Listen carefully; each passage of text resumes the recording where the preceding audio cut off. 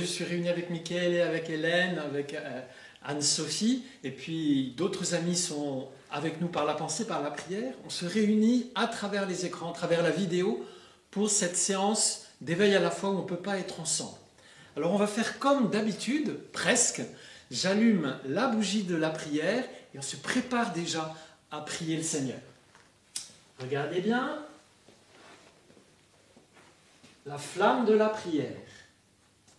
Au nom du Père et du Fils et du Saint-Esprit. Amen. Merci Jésus pour cette belle journée que nous vivons. Merci Jésus parce que tu nous aimes. Tu nous donnes toujours ta vie. Tu nous donnes la surprise tous les jours de la vie qui est belle et qui est bonne. Merci à toi. Au nom du Père et du Fils et du Saint-Esprit. Amen. Et on va commencer par chanter le chant qu'on avait vu la dernière fois, plus haut que tout. Vous allez le retrouver et vous allez essayer de faire les gestes avec les parents qui sont avec vous et en suivant nos gestes. Plus haut, plus haut, plus haut que tout, plus profond, il habite en nos cœurs, il est dehors, il est dedans, il est tout autour de nous. Le Seigneur, notre Créateur, qui a créé tout l'univers, c'est le Seigneur, la terre, la mer et les montagnes, c'est le Seigneur, la nature, les fleurs et les arbres, c'est le Seigneur, notre Créateur. Plus haut, que tout, plus profond, il habite en nos cœurs, il est dehors, il est dedans, il est tout autour de nous. Le Seigneur, notre Créateur. Qu'est-ce qui règne dans les cieux? C'est le Seigneur qui vient demeurer sur terre. C'est le Seigneur qui habite au fond de ton cœur. C'est le Seigneur, notre Créateur. Plus haut que tout, plus profond, il habite en nos cœurs, il est dehors, il est dedans, il est tout autour de nous. Le Seigneur, notre Créateur. Tu es notre Créateur, nous t'aimons, Seigneur notre Dieu, et nous allons préparer encore notre cœur en chantant une chanson toute calme. Ne crains pas, regardez bien les gestes. Ne crains pas, je suis ton Dieu, c'est moi qui t'ai choisi, appelé par ton nom. Tu as du prix à mes yeux et je t'aime. Ne crains pas, car je suis avec toi. Et maintenant, nous allons bientôt vous raconter une belle histoire. À tout de suite. Voilà l'histoire de la naissance d'Isaac. Une surprise. Abraham est très riche. Il a beaucoup de moutons, des chèvres, des ânes, des chameaux. Il est nomade. Ça veut dire qu'il habite sous la tente et change tout le temps de place avec ses troupeaux. Abraham a une femme. Elle s'appelle Sarah. Abraham et Sarah sont riches, mais ils n'ont pas d'enfants. Ils sont vieux. Abraham a 99 ans et Sarah 90 ans. Ils n'ont jamais eu d'enfants. C'est une grande tristesse pour eux. Un jour, Abraham se repose à l'entrée de sa tente. Il est midi, il fait très chaud ce jour-là. Abraham commence à s'endormir pour faire la sieste. Tout d'un coup, il entend un bruit de pas, il se réveille. Qu'est-ce qu'il voit? Un beau personnage qui s'approche de sa tente. Qui est-ce? Abraham ne l'a jamais vu. Il ne le connaît pas. Comment est-il venu? Impossible de le savoir, on est dans le désert et il n'y a pas de chemin. Abraham lui dit: Ne passez pas sans vous arrêter près de moi. venez vous reposer. Mettez-vous là, sous la tente. Le mystérieux visiteur s'assoit sous la tente. Abraham appelle Sarah. Sarah, Sarah, Elle s'approche. Sarah, va dire aux serviteurs de préparer de quoi manger. Sarah s'en va et bientôt reviendra.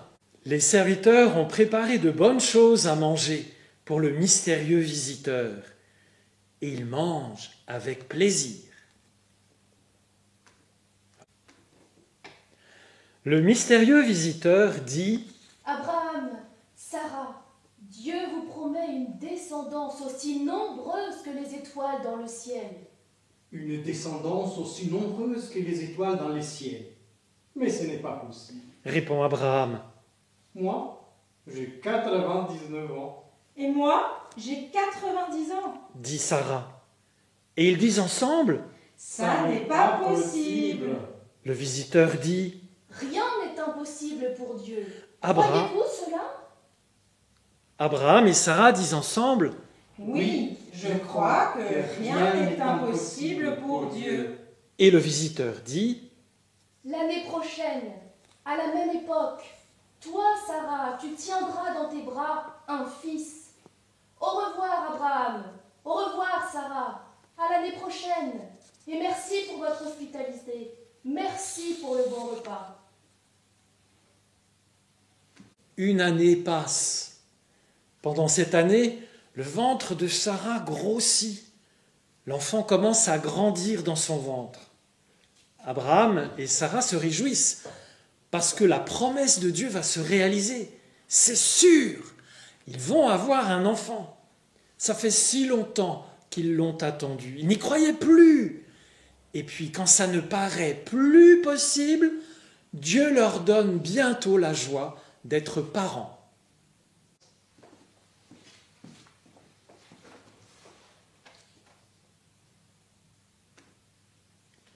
Au bout d'un an, le mystérieux visiteur approche de la tente d'Abraham. Il appelle de loin. Abraham, Sarah, êtes-vous là? Abraham sort de la tente. Oui, nous sommes là. Sarah, me suis. Regardez la merveille. Sarah sort de la tente et dit. Je vous présente mon bébé, notre fils, notre joie. Comment s'appelle-t-il? Il s'appelle Isaac. Ça veut dire Dieu sourit. Qu'il est beau! Dieu le bénit! Abraham, Sarah, écoutez bien. Par Isaac, votre descendance sera aussi nombreuse que les étoiles dans le ciel. Abraham et Sarah ensemble disent. Merci Dieu, tu es bon. Merci pour Isaac. Merci pour le don de la vie. La dernière fois, quand on était tous ensemble, vous vous souvenez, certains, les grands, étaient descendus avec moi découvrir dans l'église ces belles chasubes, je vous dirai ce que c'est, qui sont là derrière moi. Et comme les petits n'y étaient pas, je vais reparler de ces vêtements pour tout le monde, mais surtout pour les petits. Alors, avant de célébrer la messe, le prêtre, il va dans une pièce qui s'appelle la sacristie. Dans la sacristie, il y a des placards et le prêtre va d'abord mettre cette espèce de robe blanche qu'on appelle une aube. Alors, on met l'aube, je le fais devant toi,